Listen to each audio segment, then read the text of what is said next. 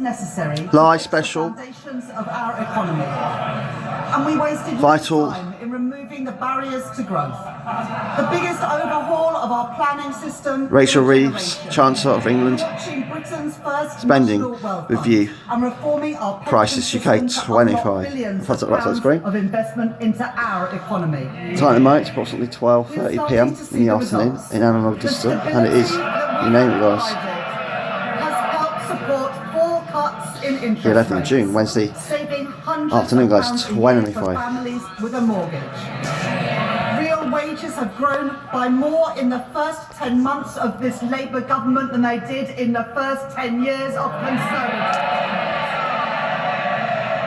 And the latest figures show that we are the fastest economy growing in the G7.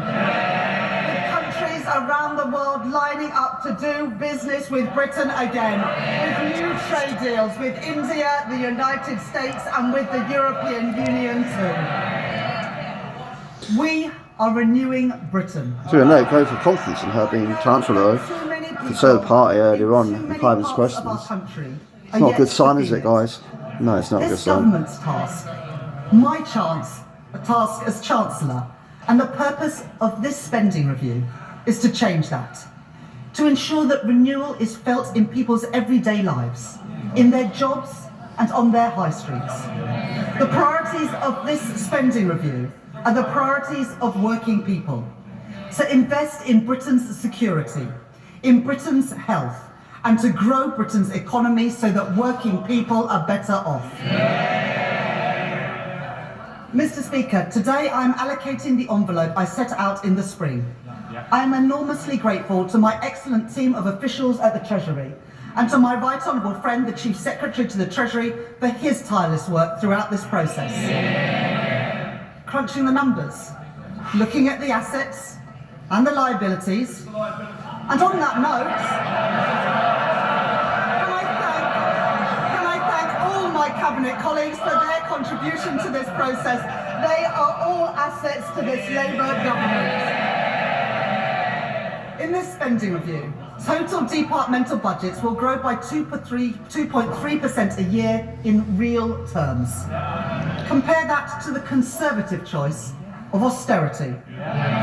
In contrast to our increase of 2.3%, they cut spending by 2.9% per year in 2010.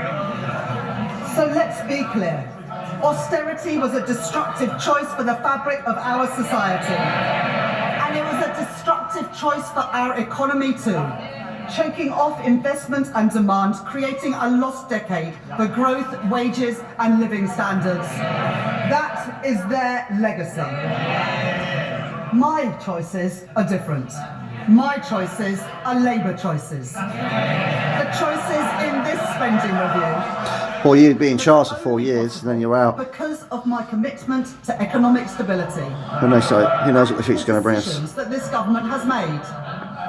The Conservatives' fiscal rules guaranteed neither stability nor investment. And that is why I changed them. My fiscal rules are non-negotiable, and they are the foundation of stability and of investment. My first rule is for stability, that day-to-day government spending should be paid for through tax receipts. That is the sound economic choice, and it is also the fair choice. Cameron is laughing about. It is not right to expect our children and future generations to pay for the services that we rely on today. This first rule allows me, as I set out in the budget last year, to allocate £190 billion more to the day-to-day running of our public services over the course of this spending review, compared to the plans of the previous government. My second fiscal rule enables me to invest in Britain's economic renewal, while getting public debt down on a downward path. The rule has allowed me to increase public investment by over £100 billion in the autumn and a further £13 billion in the spring.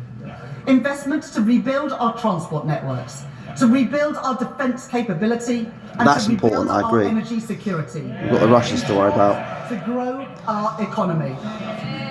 Mr. Speaker, I've made my choices. Tough decisions, yes, for stability. Changing Britain's fiscal rules, yes, for investment. and today delivering that investment for the renewal of Britain.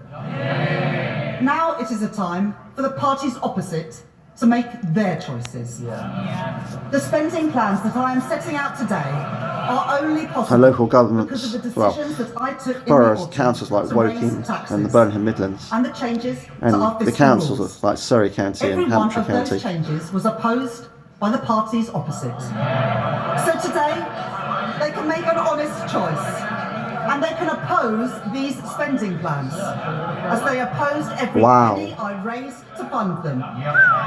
Or they can make the same choice as Liz Truss.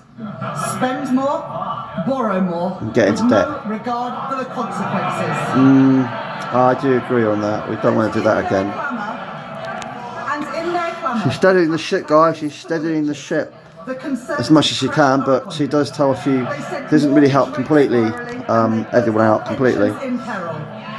I will never take those risks.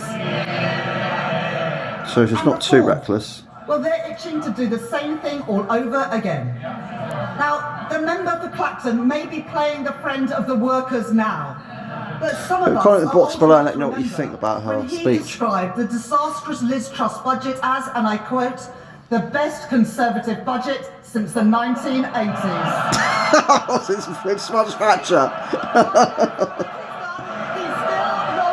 Margaret Thatcher. Prime Minister of England up there. His party have been in Parliament for less than a year, and yet they have already racked up £80 billion of unfunded commitments. They are simply not serious. Mr. Speaker, every day it becomes clearer. It is Labour, and only Labour, that has a credible plan for the renewal of Britain. As I said in my spring statement, the world is changing before our eyes. And since the spring, the challenges that we face have become even more acute. Yeah, well, Donald Trump's The signs of our tariffs. age of insecurity are everywhere. So we are acting on the promise in our plan to change. Building renewal on foundations of national security, border security, and economic security. Please strike Michelle on signing earlier Evans. this month, a new era in the threats that we face demands a new era for defence and security. That's why we took the decision to prioritise our defence spending by reducing overseas development aid, so that defence spending will now rise to 2.6% of GDP by April 2027. 2.6 now, not 2.5. Including the contribution of our intelligence agencies. That uplift provides funding for my Right Honourable friend, the Defence Secretary, with £11 billion increase in defence spending and a £600 million uplift for our security and intelligence agencies. That investment will deliver not only security, but also renewal. In Aldermaston and Lincoln, in Portsmouth and Filton, on the Clyde and in Rosyth. Investment in Scotland, jobs in Scotland, defence for the United Kingdom, opposed by the Scottish National Party, delivered by this Labour government. And as we invest in our armed forces, our military technology and our supply chains, that also brings huge opportunities. £4.5 billion of investment in munitions. Wow, made in factories that's a lot of from money. Glasgow to Glasgow. Crikey. Stevenage to Radway Green. And over £6 billion to upgrade our nuclear submarine production. Well, they do need improving. Supporting Private thousands weapons of need jobs money on across private Derby, weapons. Derby New and private Sheffield. weapons, new submarines. Yeah, that's a good idea. Britain a defence industrial superpower with the jobs, the skills. We're paying for war with Russia, guys. 3 years away from World War III, A maybe. more unstable world presents new challenges at our borders too, where conflict has opened the way for organised criminal gangs. The British people. We ain't got the Americans on our side to help us out any longer. We're on our own. We've got to stick with Europe. We've got to stay together. Be friends. They would take back control. Well, Mr. Speaker, they lost control. With one failed policy after another. No control, no security. In contrast, in the budget last year, I announced £150 million to establish the new Border Security Command. And today, to support the integrity of our borders, Wow. I announced that that funding will increase with up to £280 million more per year by the end of the spending review for our new border security command. Alright, what about policing? Alongside that, we are tackling the asylum backlog. The party opposite left behind a broken system. Billions of pounds of taxpayers' money spent on housing asylum seekers in hotels, leaving people in limbo and shunting the cost of failure onto local communities. We won't let that stand. So I can confirm today that, led by the work of my right honourable friend, the Home Secretary, we will be ending the costly use of hotels to house asylum seekers in this Parliament. Funding that I have provided today, including from the Transformation Fund, will cut the asylum backlog, hear more appeal cases, and return people who have no right to be here, saving the taxpayer £1 billion a year. That is my choice, Mr. Speaker. That is the Labour choice. That is the choice of the British people.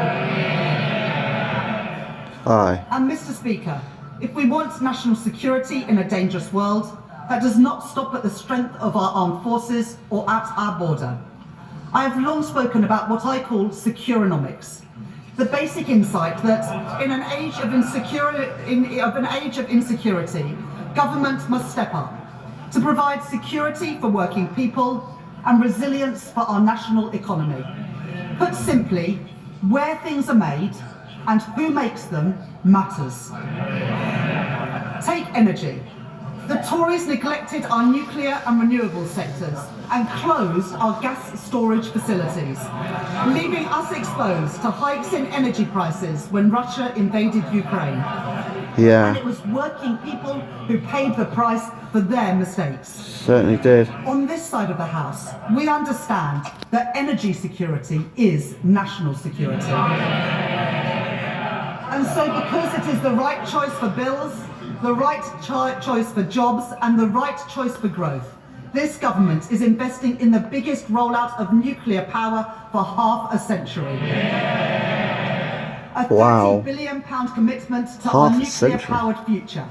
Yesterday, my right honourable friend, the Energy Secretary, and I announced £14 billion for Sizewell C, producing the energy to power 6 million homes, supporting more than 10,000 jobs, including 1,500 apprentices, to build the nuclear workforce of tomorrow. Okay, I hope they're well trained and know what they're doing. We are investing over £2.5 billion in a new small modular reactor programme.